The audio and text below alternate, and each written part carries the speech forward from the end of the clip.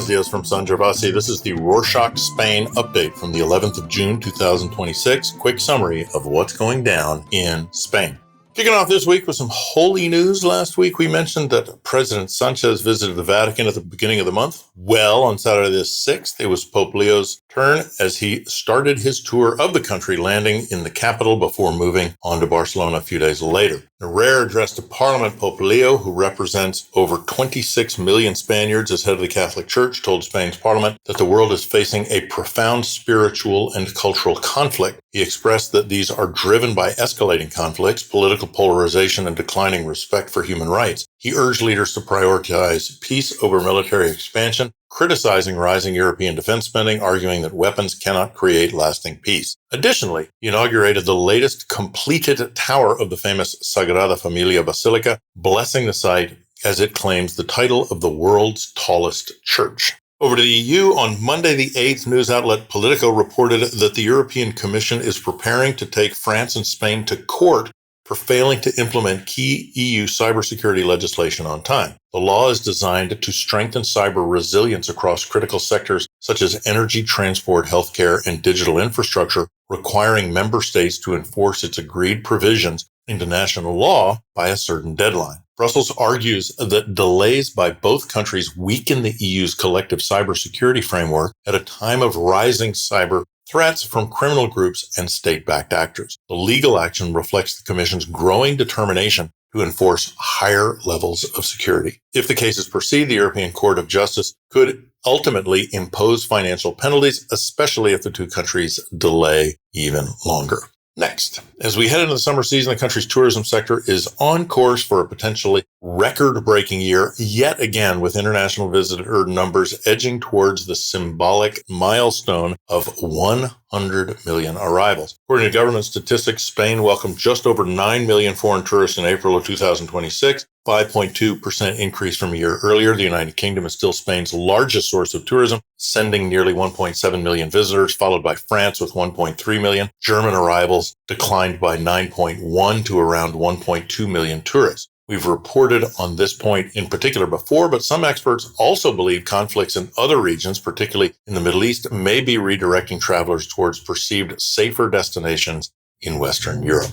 On Tuesday the 9th, the government announced its intentions to tighten regulations for private jets as part of a broader climate agenda. Senate's Committee on Transport and Sustainable Mobility has approved a proposal calling for private jet fuel to be taxed in the same way as fuel used for other private purposes. The proposal also seeks to prioritize commercial flights over private aircraft when allocating airport slots and other airport resources. Senate noted that Ibiza Airport and Palma de Mallorca Airport handle the highest volumes of private jet traffic in Spain, while private aviation accounts for only 2 to 4% of aviation emission. Private jets per jet emit around 2 tons of CO2 per hour, approximately 14 times more than a typical commercial jet. If adopted, the measure would make Spain one of the European countries taking a tighter stance on private aviation. Power to the people. From flying to flames, a major wildfire near Villanueva de los Castillejos in the province of Huelva in the southwest remains active and is proving difficult to control after spreading rapidly through grassland, scrub pine forests, and, of course, eucalyptus plantations since last week. Authorities estimate that the fire now covers more than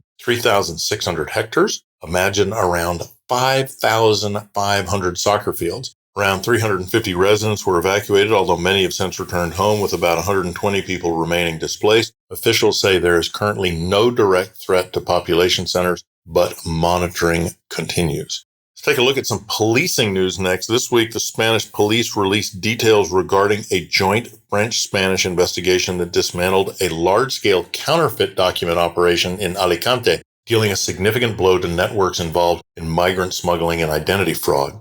The operation, which was led by the French and Spanish National Police with support from Europol, resulted in one arrest and the seizure of around 800 forged European identity and administrative documents. Suspect is believed to have operated an online marketplace selling counterfeit documents to criminal networks across Europe.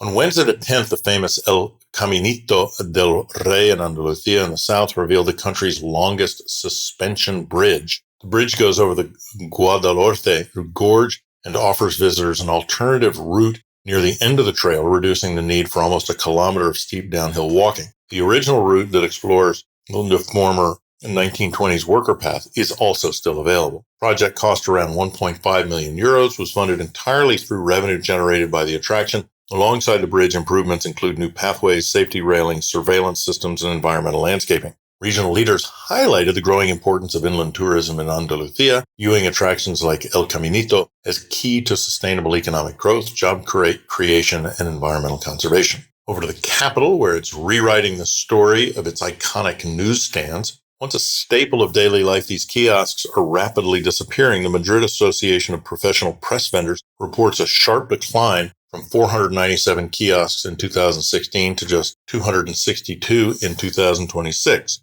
But instead of fading quietly, a new wave of entrepreneurs is stepping in and shaking things up. They're turning these traditional stands into vibrant multi-purpose hubs. On Alcalá Street, the Morrison kiosk spins vinyl records alongside fresh coffee and newspapers. In Salamanca, Épico serves specialty coffee on the go, while Pídeme un Deseo draws crowds with its costume jewelry. For many owners, selling newspapers alone simply doesn't pay the bills anymore, so they're adapting. These reinvented kiosks are becoming social hotspots, not just places to grab the headlines. Still, not everyone is convinced. Few of the vendors warn that too much reinvention risks losing the very identity that made these kiosks special in the first place. Onto the East Coast, on Saturday the 6th, Les Arts Festival in Valencia was forced to cancel its second day after authorities ruled that noise levels during Friday's performances exceeded legal limits. The decision was announced just 1 hour before Saturday's concerts were due to begin, following report from municipal licensing officials and regional police monitoring the event's impact on nearby residents. Organizers accepted the ruling and announced refunds, including full reimbursement for Saturday tickets and a 50% refund for all festival passes. They stressed that the cancellation was not their choice. They also said that they spent months seeking solutions, but expressed frustration that they were unable to meet directly with the Valencia City Council leaders to explore options for preserving the festival's future in the city. On to football. This week marks the start of the 2026 FIFA World Cup, and the Spanish male side enters the competition as one of the favorites after the dominant Euro 2024 triumph. Under coach Luis de la Fuente, they blend their traditional strength with the pace and creativity of superstars Lamine Yamal and Nico Williams, despite both players recovering from hamstring injuries. However, despite their recent success, history suggests winning both the European Championship and the subsequent World Cup is extremely difficult. So let's see what La Roja can do. And finally, Pope Leo's visit has sparked small protests and demonstrations, but they've been relatively small compared to the previous papal visits. On Tuesday the 9th, Clara Blanchar from El País published a sharp analysis of growing tensions around the visit. She highlights how secular organizations are pushing back, especially groups like Europa Laica and Ateos de Catalunya, that openly challenge what they see as public money funding a religious event. But this isn't a simple story of rising opposition. Activists themselves admit their movement has lost momentum. Many say public attention has shifted because housing shortages, rising living costs, and cuts to public services now dominate the national conversation. Blanchard also points out that Pope Leo XIV has avoided some of the backlash faced by his predecessors. His positions on migration, human rights, and civilian casualties in conflict have made him a less polarizing figure, even among critics. Still, bigger picture is clear. Spain is becoming steadily more secular. Recent data shows just over half of Spaniards now identify as Catholic, while nearly 40% describe themselves as atheist, agnostic, or non-religious. A dramatic shift from 1980, when that figure together stood at just 8.5%. Want to dig deeper into the evolving relationship between religion and public life in Spain? Find the full article in the show notes. And that's it for this week. Thanks for joining us. Anything to ask or tell us? info@rorschach.com. Hasta la próxima.